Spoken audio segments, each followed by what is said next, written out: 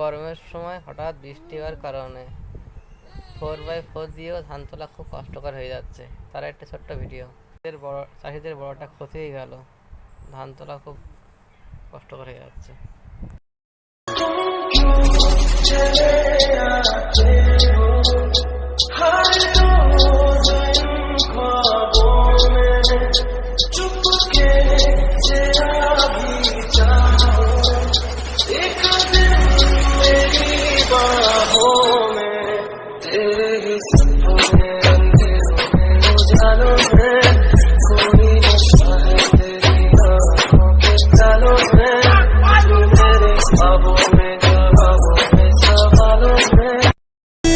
ढूंढे तुझको जब घर जाऊं मैं, माँ मिल जाए मेरी आस ये लगाऊं मैं।